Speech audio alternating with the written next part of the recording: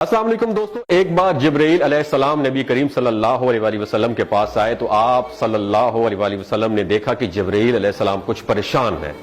آپ صلی اللہ علیہ وآلہ وسلم نے فرمایا جبرائیل کیا معاملہ ہے کہ آج میں آپ کو غمزدہ دیکھ رہا ہوں؟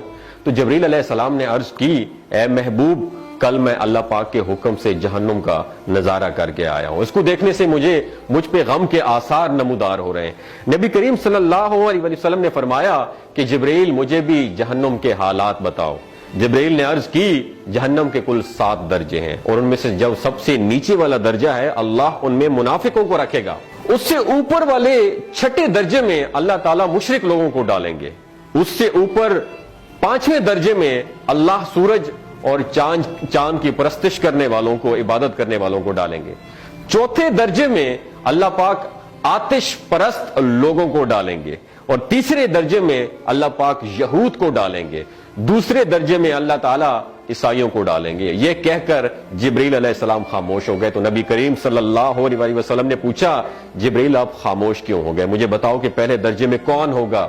جبرائیل علیہ السلام نے عرض کیا کہ اے اللہ کے رسول، پہلے درجے میں اللہ پاک آپ کی امت کے گناہگاروں کو ڈالیں گے۔ جب نبی کریم صلی اللہ علیہ وسلم نے سنا کہ میری امت کو بھی جہنم میں ڈالا جائے گا تو آپ بے حد غمگین ہو گئے اور آپ نے اللہ کے حضور دعائیں کرنا شروع کر دی۔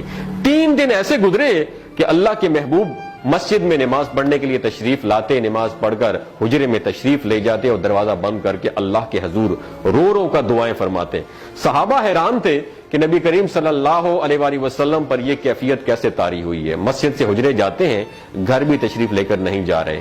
جب تیسرا دن ہوا تو سیدنا ابو بکر صدیق رضی اللہ تعالیٰ عنہ سے رہا نہیں گیا، وہ دروازے پر آئے اور دستک دی اور سلام کیا لیکن سلام کا جواب نہیں آیا۔ آپ روتے ہوئے سیدنا عمر رضی اللہ تعالیٰ عنہ کے پاس آئے اور فرمایا کہ میں نے سلام کیا لیکن سلام کا جواب نہیں پایا، لہٰذا آپ جائیں، ہو سکتا ہے آپ کو سلام کا جواب مل جائے۔ آپ گئے تو آپ نے 3 مرتبہ سلام کیا لیکن سلام کا جواب نہ آیا۔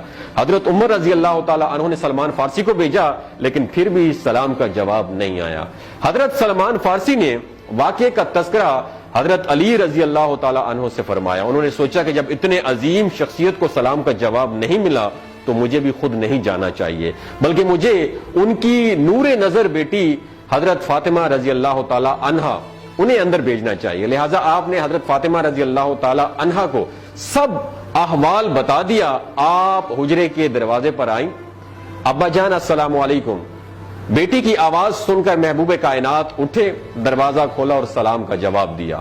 ابا جان یہ آپ پر کیا کیفیت ہے کہ 3 دن سے آپ یہاں پہ تشریف فرما ہے؟ نبی کریم صلی اللہ علیہ وسلم نے فرمایا کہ جبرائیل نے مجھے آگاہ کیا ہے کہ میری امت بھی جہنم میں جائے گی۔ فاطمہ بیٹی، مجھے اپنی امت کے گناہگاروں کا غم کھائے جا رہا ہے اور میں اپنے مالک سے دعائیں کر رہا ہوں کہ اللہ ان کو معاف کر دے اور جہنم سے بری کر دے۔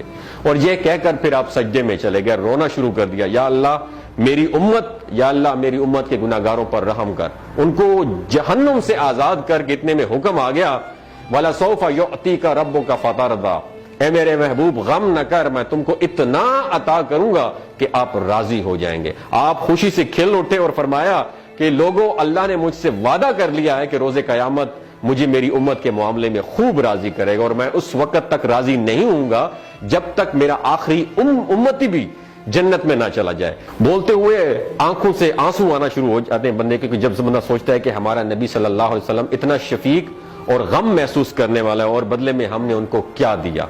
آپ کا 1 سیکنڈ اس ویڈیو کو دوسرے لوگوں تک پہنچانے کا سورس ہے۔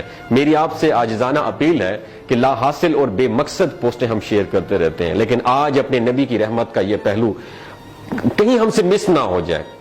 ایک شیئر کر کے اپنا حصہ ضرور ڈالیے گا، کیا پتا کون گناہگار پڑھ کر راہ راست پہ آ جائے اور دوسروں کو تھوڑی سی ہدایت مل جائے۔ کہنے کا مقصد یہ ہے کہ ایک نبی ہمارے لیے اتنا غم خوار ہے اور ہم یہاں بیٹھ کے اس کی امت کے اوپر اتنے مظالم ڈھائے جا رہے ہیں، ہمارے فلسطینی بھائیوں پہ اتنا ظلم کیا جا رہا ہے، لیکن ہم ٹس سے مس نہیں ہو جا رہے۔ آج ہمارے پاس اگر تلواریں ہوتی تو ہم تو بالکل سوچنا ہی ختم کر دیتے، لیکن آج ہمارے پاس میزائل ہیں، آج ہمارے پاس ایٹم بم ہے، لیکن پھر بھی ہم بے حس بنے ہوئے ہیں۔ اللہ تعالیٰ ہمیں ہدایت نصیب فرمائے، اللہ تعالیٰ ہمارے لیے آسانیاں پیدا فرمائے اور اللہ تعالیٰ ہمیں نیک کام کرنے کی توفیق عطا فرمائے۔ اپنا اور اپنے ساتھ ہوئے رشتوں کا خیال رکھیے گا۔ اللہ حافظ۔